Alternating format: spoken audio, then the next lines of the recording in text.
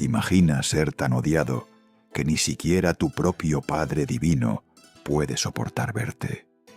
Un Dios tan sediento de sangre que sus propios hermanos olímpicos le dan la espalda. Esta es la historia de Ares, el único dios que el Olimpo deseó nunca haber creado. Bienvenidos al canal Más Allá del Archivo. Ares, el dios más odiado del Olimpo. En las alturas del monte Olimpo, donde los dioses perfectos celebraban su gloria eterna, nació un niño que cambiaría el equilibrio divino para siempre. Era el primogénito legítimo de Zeus y era destinado a la grandeza. Pero su primer llanto no fue de alegría. Fue un rugido de furia que heló la sangre de los inmortales. Hera lo sostuvo en sus brazos y sintió algo que ninguna madre debería sentir: miedo. El bebé no buscaba su pecho, buscaba algo más primitivo. Zeus observó a su hijo y supo inmediatamente que había engendrado no a un príncipe, sino a una tormenta de violencia que jamás podría controlar. Ares creció en los salones dorados del Olimpo, pero nunca perteneció a ellos. Mientras Atenea estudiaba estrategia y Apolo perfeccionaba las artes, Ares solo anhelaba una cosa: el éxtasis de la destrucción. No era simplemente un dios de la guerra, era la guerra misma, en su forma más salvaje y despiadada. Su infancia fue una letanía de violencia inexplicable. Destruía los juguetes de sus hermanos, aterrorizaba a las ninfas y se deleitaba viendo sufrir a los mortales desde las nubes. Los otros dioses comenzaron a susurrar. Algo estaba profundamente mal con el hijo de Zeus. Pero hubo un breve momento, un instante fugaz, donde Ares conoció algo parecido a la paz. Cuando Afrodita, la diosa de la belleza, posó sus ojos en él, algo cambió. Por primera vez en su existencia inmortal, Ares sintió algo más que sed de sangre. Sintió deseo de algo hermoso. Pero Afrodita pertenecía a otro: Hefesto, el dios herrero, deforme pero brillante. Ares no conocía los límites, no entendía el respeto.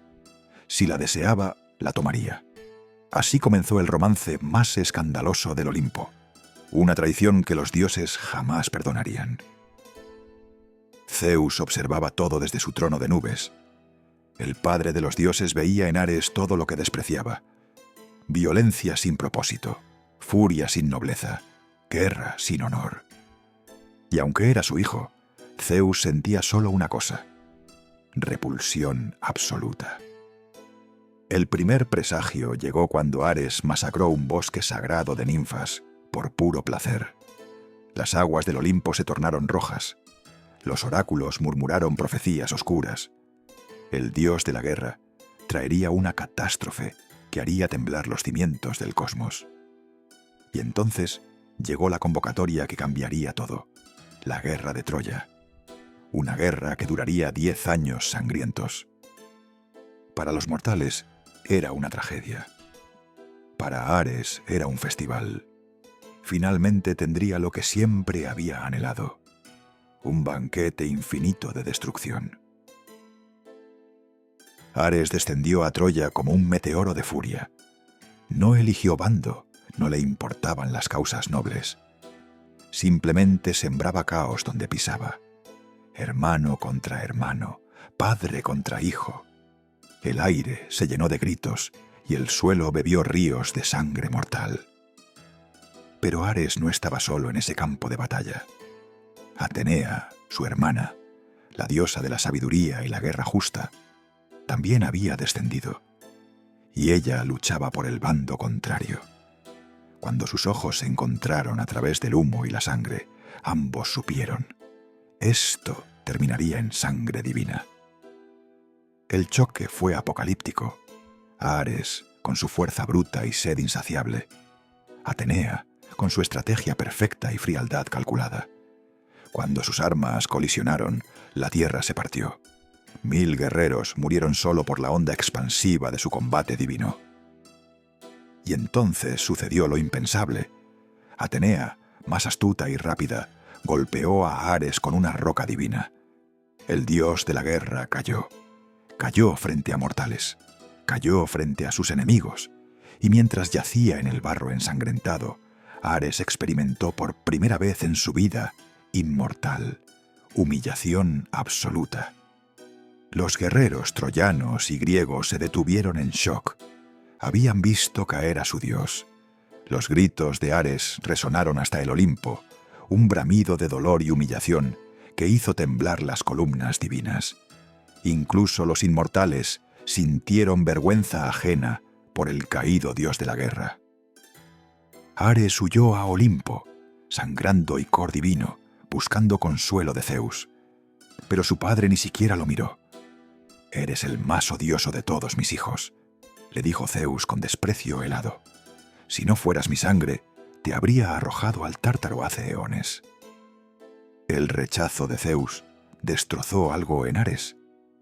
Regresó a la guerra, pero ya no con gloria, sino con venganza desesperada. Masacró sin estrategia, mató sin propósito. Y con cada muerte sin sentido, se hundía más en un abismo de autodestrucción del que no había retorno. Desesperado, Ares buscó a Afrodita. Ella era lo único bello en su existencia de sangre. Pero cuando la encontró en su lecho divino, descubrió la traición definitiva. Hefesto había creado una trampa. Una red invisible capturó a los amantes, exponiéndolos ante todos los dioses olímpicos. Las risas de los inmortales resonaron por toda la eternidad. Apolo se burlaba, Hermes hacía chistes, incluso Hera, su propia madre, miraba con asco. En ese momento, Ares comprendió una verdad devastadora. No era un dios, era un monstruo que los dioses toleraban por obligación. Liberado finalmente, Ares no regresó a Troya. Se exilió en las tierras más salvajes de Tracia, donde los bárbaros lo adoraban no por amor, sino por miedo. Allí, en la oscuridad y el frío, Ares procesaba la verdad más horrible. Incluso sus adoradores lo temían, nadie lo amaba. Pero el universo no había terminado con él. Sus hijos, Fobos y Deimos, el miedo y el terror, comenzaron a actuar independientemente, sembrando pánico sin su control. Ares comprendió con horror. Había creado monstruos aún peores que él mismo. Su legado sería aún más oscuro de lo que imaginaba. Y entonces apareció un nuevo adversario, Hércules, el héroe mortal. Zeus había ordenado al semidios que conquistara las tierras donde Ares era adorado. No era solo una misión, era un mensaje. Ni siquiera en el mundo mortal, Ares tendría refugio del desprecio de su padre. Ares enfrentó a Hércules con toda su furia divina. Lucharon durante días. Montañas se derrumbaron, ríos se evaporaron. Pero Hércules tenía lo que Ares nunca tuvo: propósito noble. Y eso lo hacía invencible contra la violencia sin sentido del dios de la guerra. Hércules hirió a Ares. Nuevamente, un mortal había derrotado al dios inmortal. Mientras Ares huía sangrando por segunda vez, perdió algo más precioso que la sangre. Perdió los últimos restos de su orgullo divino. Ya no era un dios temible, era una broma cósmica. Ares vagó por el cosmos, rechazado en el cielo, humillado en la tierra. Los templos que una vez llevaron su nombre ahora estaban abandonados. Incluso los guerreros más brutales preferían rezar a Atenea. Ares estaba completamente, absolutamente solo en su inmortalidad infinita. Esta es la verdadera maldición de la inmortalidad. No puedes escapar, no puedes morir. Ares cayó de rodillas en el vacío infinito y por primera vez en su existencia eterna lloró. Lloró porque comprendió que esto era para siempre. El odio, el rechazo, la soledad, por toda la eternidad. La tentación llegó en forma de voz susurrante desde el Tártaro. Los titanes aprisionados le prometían poder, venganza contra Zeus, destrucción del Olimpo, Todo lo que tenía que hacer era abrirles la puerta. Por un momento, Ares consideró convertirse en el villano que todos creían que era. Pero entonces un recuerdo. Afrodita, antes de la traición, antes de la red, había dicho algo. Incluso en ti hay belleza, Ares. Solo tienes que encontrarla. Un destello patético de esperanza en la oscuridad absoluta. No era mucho, pero era lo único que le quedaba. Ares tomó su decisión. No liberaría a los titanes, no destruiría el Olimpo, pero tampoco suplicaría perdón. Aceptaría lo que era. El dios más odiado, el más brutal, el más solo. Y si esa era su naturaleza, la abrazaría completamente, pero a su manera. La transformación fue sutil, pero profunda. Ares no dejó de ser violento, no dejó de amar la guerra, pero comenzó a entender algo. Podía ser el dios de la guerra sin ser el dios del caos sin sentido. Podía ser temido sin ser odiado. Podía tener poder sin necesitar amor. Los dioses notaron el cambio. Ares seguía siendo Ares, pero ahora había algo diferente. Disciplina, propósito. Cuando la siguiente guerra mortal estalló, Ares descendió no como un huracán caótico, sino como una fuerza de naturaleza controlada y devastadoramente efectiva. Esta vez no peleó por placer, peleó por demostrar algo. A Zeus, a Atenea, a todos los que lo despreciaron, que podía ser el dios de la guerra que merecía respeto. Cada golpe era preciso, cada muerte tenía propósito. Por primera vez, Ares luchaba con algo parecido a honor. Atenea apareció nuevamente. Sus ojos se encontraron a través del campo de batalla. Pero esta vez, algo era diferente. Ares no cargó ciegamente. Se preparó, estrategizó, esperó el momento perfecto. Y cuando atacó, fue con la precisión que su hermana siempre había dominado.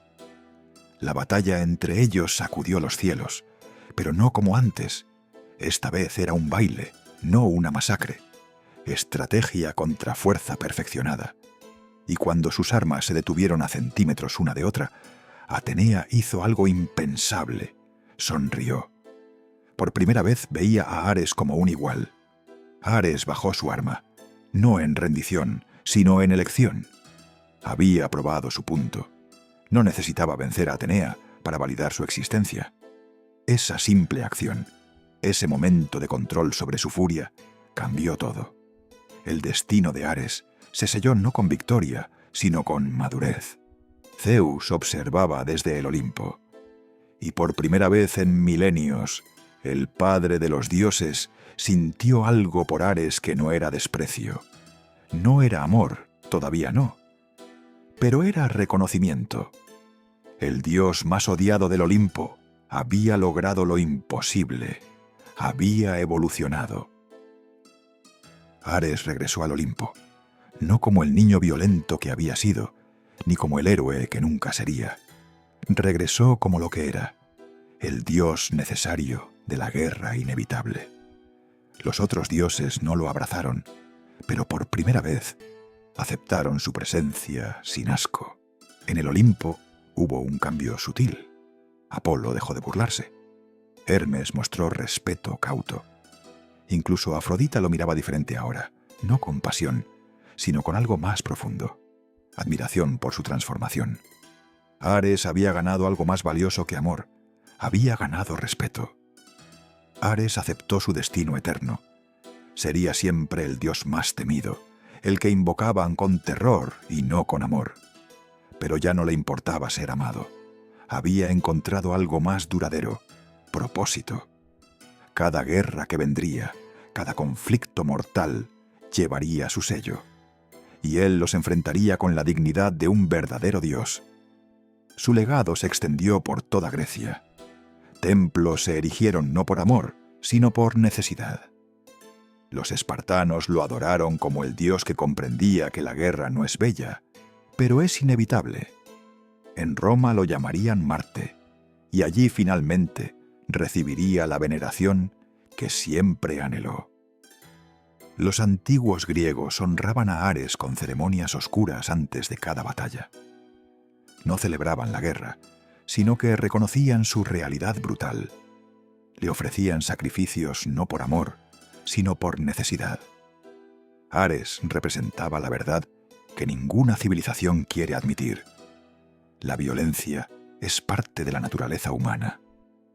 La lección de Ares es oscura pero profunda. No todos nacemos para ser amados. Algunos nacemos para ser necesarios. Su tragedia no fue su violencia, sino que le tomó milenios entender que fuerza sin propósito es monstruosidad. Pero fuerza con propósito es poder divino.